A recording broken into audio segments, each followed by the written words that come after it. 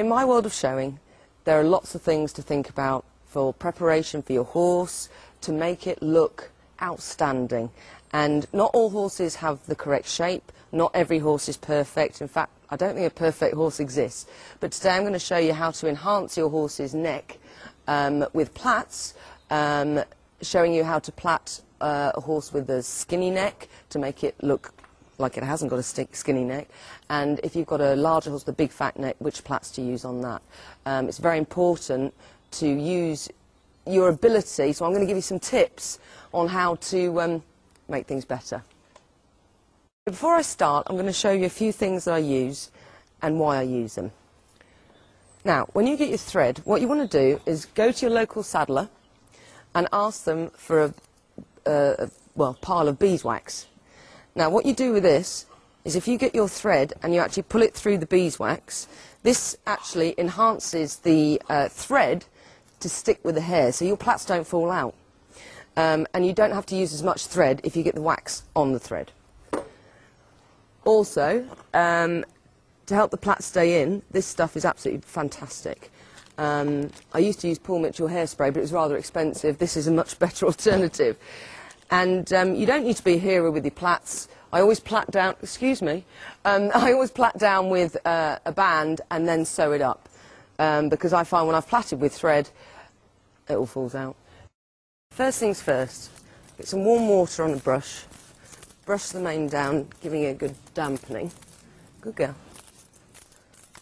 When you've got a horse that hasn't got the biggest neck, you need to make your plaits largish, so you've nearly got a comb full of mane. Okay, and partition it off with an elastic band.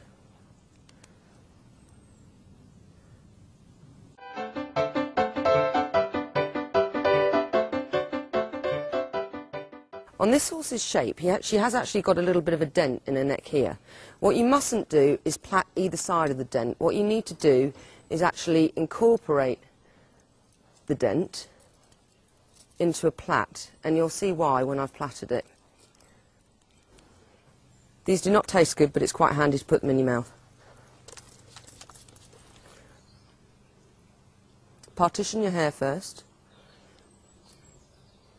Now, if you do it like this, this is going to create a very large plait, as in enhancing its neck. Now, it's a little bit finger twisty, so you have to do a bit of practice.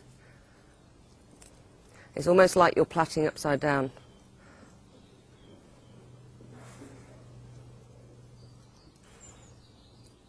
And it's actually most important just to start that top of the plait like that. Holding the plait as tight as you can.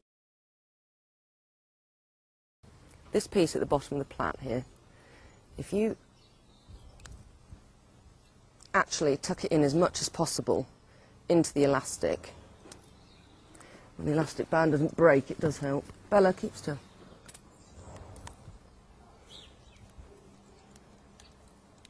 And you just keep going around as much as you can until you run out of elastic. Right, then you take your thread.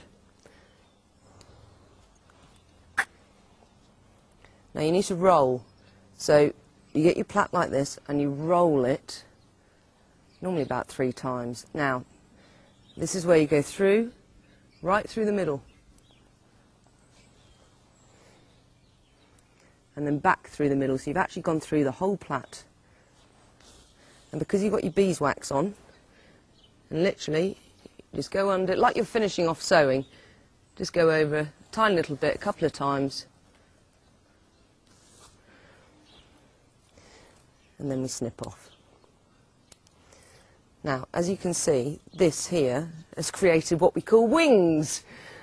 And this actually enhances the horse's neck quite a lot. And at this particular point of the neck, you keep it a bit smaller and you build up as you go along, and then you're smaller at the bottom, so it creates a crest. It's all an optical illusion, really.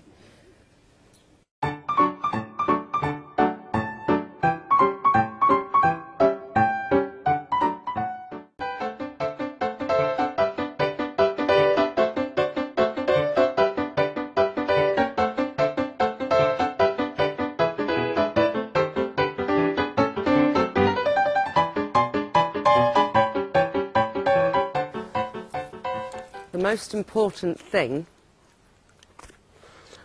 about plaiting is when you are plaiting, don't ever let go of the plait, because the minute you let go, you lose your shape. Now here is where I'm doing the dent. So what I'm doing is a looser plait. Please keep still. I'm just leaving it loose at the top here, and then getting it tighter as I go down.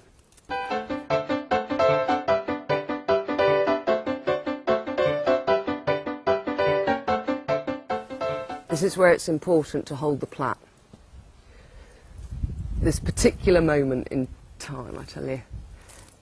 And also, when you're putting a needle through, this is where you should not let go of it, because this is absolutely important to get the shape right.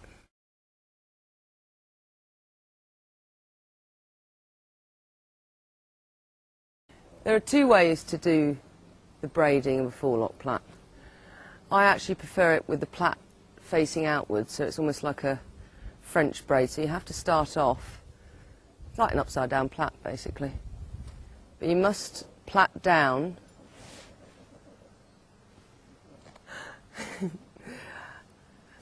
a couple of plaits before you then bring in. Oh, keep still, keep still.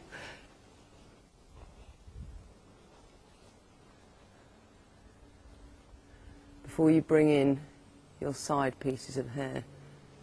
And this is where you can get your knickers in a twist, especially if the horse keeps moving, because when the horses move, it actually wrecks your plait. So you plait down, get out of the way here, a couple of times, and then bring some more hair in. Again, it's quite important to keep this plait reasonably tight. Good girl. No, no, no, no, no.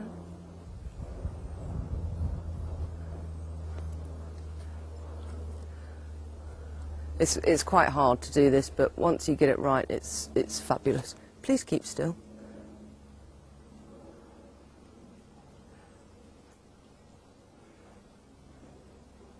Good girl. As you can see now, you're getting that lovely, clear braid. This is where your products come in, because you need to get the stickiness almost. This is really where you don't want the horse to move, and if you lose the plait now, you've lost the whole thing. And you've moved.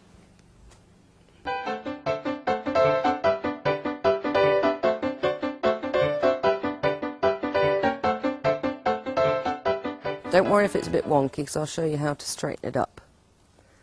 Right, before you sew it up, you get your comb, the outside of it, and just do this kind of thing, and just shape it.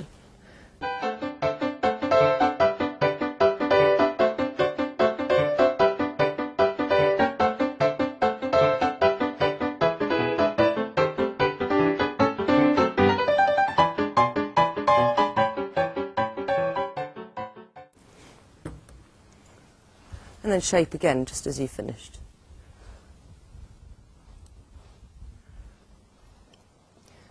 And if you put your ears forward, you can look quite pretty. So here we have the finished article, and as you can see, this horse has got particularly thin neck, but what we've done is try and enhanced it a lot more by the plaits. Now, if you have a horse with a thick neck, you can do a lot smaller, a lot tighter plaits. But when you have a horse with a thinner neck that you need to, try and make it look like it's got a little bit more top line, then you need to try, and as I call, give them wings. Hopefully she's appreciated us making her look beautiful.